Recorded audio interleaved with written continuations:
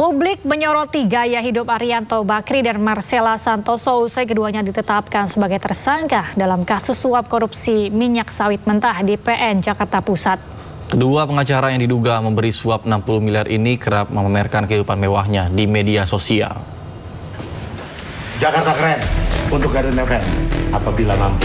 Lihat kan, apabila mampu gua yang kebetulan dapat. Setelah Kejaksaan Agung mengumumkan kasus dugaan suap CPO ke publik, gaya hidup Arianto Bakri dan Marcella Santoso pun ikut terbongkar. Pasangan kekasih tersebut kerap tampil hedon di laman media sosialnya. Ia kerap memamerkan kemewahan, mulai aneka mobil, motor gede, dan juga kapal mewah atau yacht. Lo mau tahu sekarang gua ada di mana? Gua ada di Maroko. Maroko tepatnya di Blues. Tak hanya itu, Arianto juga cukup sering pelesiran ke luar negeri. Tak hanya Maroko, namun juga Jepang, Belanda, dan Amerika Serikat. Arianto bahkan memposting kegiatan ekspedisi Antartika bersama National Geographic. Kalau dia ini itu bukan prostitusi, ingat. Itu lu mesti selalu ingat, oke? Gue rekomen Gadun itu ada pejabat, ada pengusaha. Majuan nggak? Tak suara gue nggak kedengeran.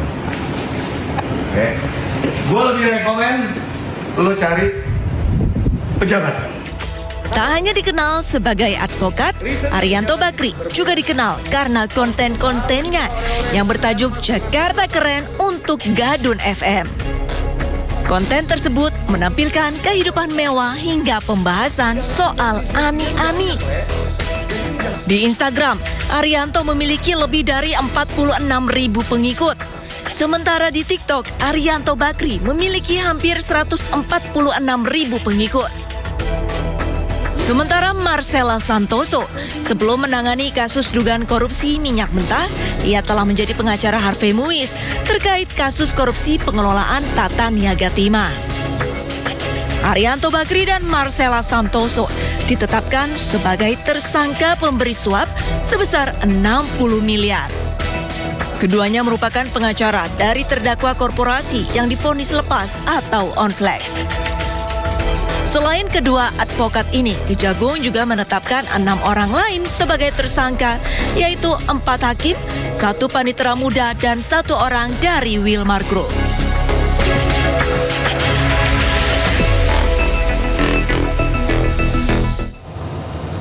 Sebelumnya, Kejaksaan Agung menyita barang bukti berupa 2 kapal pesiar dari pengacara Arianto. Salah satu tersangka kasus suap vonis putusan lepas korupsi minyak mentah yang melibatkan 3 hakim di pengadilan Tipikor.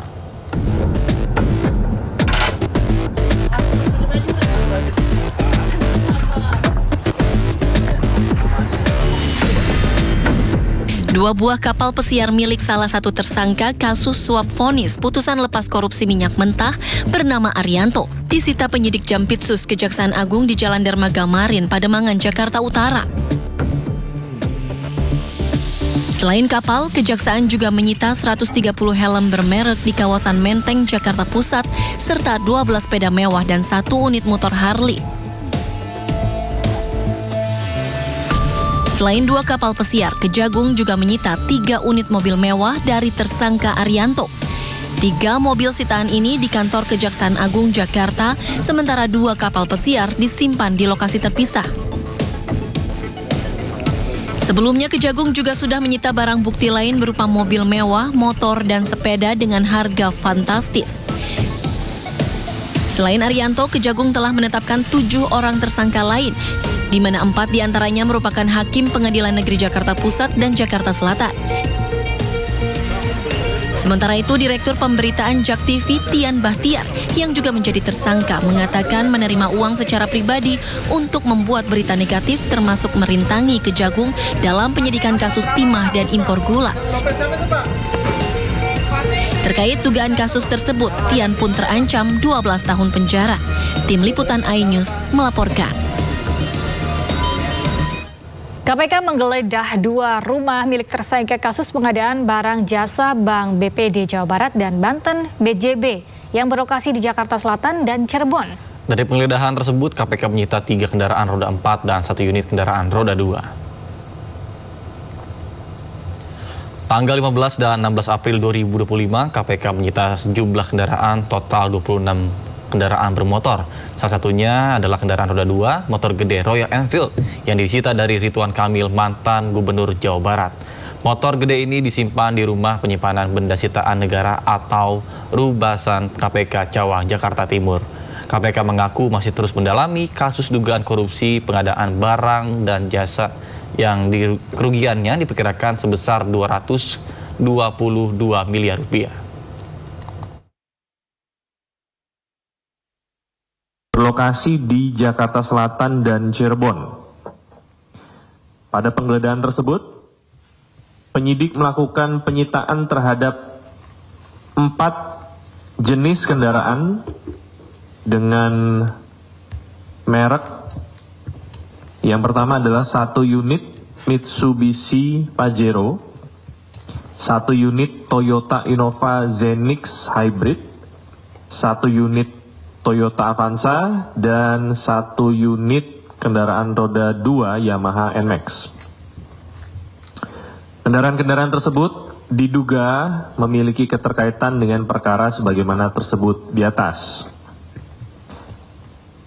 KPK menyampaikan bahwa terkait penanganan perkara tersebut, penyidik telah melakukan penyitaan terhadap 26 kendaraan bermotor, di mana salah satu kendaraan yang turut serta disita, sebagaimana yang rekan-rekan ketahui bersama, untuk kemarin sudah digeser dan dititipkan di Rubasan Cawang, Jakarta Timur, yaitu 1 unit kendaraan. Ya, jadi motor yang saat ini sudah berada di Rubasan Cawang itu tidak masuk di dalam LHKPN Saudara RK.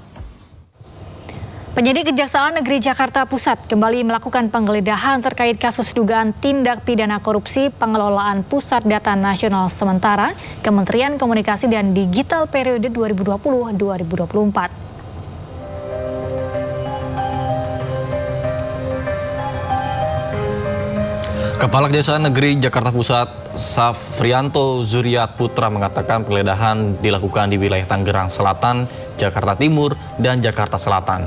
Dari penggeledahan ini, penyidik menyita sejumlah dokumen yang berkaitan dengan pengadaan PDNS. Ada barang bukti elektronik yang disita guna penghitungan kerugian negara dan pembuktian di persidangan. Bukti-bukti yang disita masih akan dianalisa penyidik. Hingga saat ini, pemeriksaan saksi terkait dengan kasus ini telah mencapai 70 orang. Namun, penyidik masih akan memeriksa sejumlah saksi lagi. Dalam waktu dekat, penyidik Jari Jakpus akan melakukan gelar perkara untuk menetapkan tersangka. Penetapan dilakukan setelah pemeriksaan saksi tambahan dan analisa barang bukti sitaan selesai.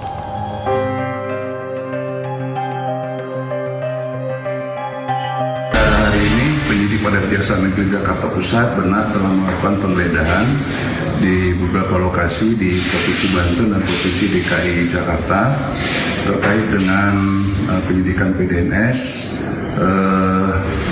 di lokasi BDX Center, kemudian di kantor pusat PTAL, di gudang PTAL, di warehouse PTAL. Ini merupakan rangkaian penggeledahan lanjutan terhadap penggeledahan yang sudah dilakukan beberapa waktu yang lalu, di mana penyidik memandang perlu untuk melakukan penggeledahan di 5 lokasi tersebut untuk kembali menambah barang bukti dan alat bukti supaya penyidikan ini semakin kuat. Sampai saat ini saksi yang sudah diperiksa oleh penyidik itu sebanyak 70 orang saksi, dan penyidik masih terus melakukan pemeriksaan saksi tambahan. Di samping itu juga penyidik telah melakukan pemeriksaan beberapa orang ahli. Terkait dengan tersangka, penyidik belum menetapkan tersangka, tapi penyidik telah mengantongi beberapa nama sebagai calon tersangka. Tiba waktunya nanti penyidik akan menetapkan tersangka tersebut, calon tersangka tersebut menjadi tersangka, dan akan menyampaikannya kepada publik atau kepada masyarakat.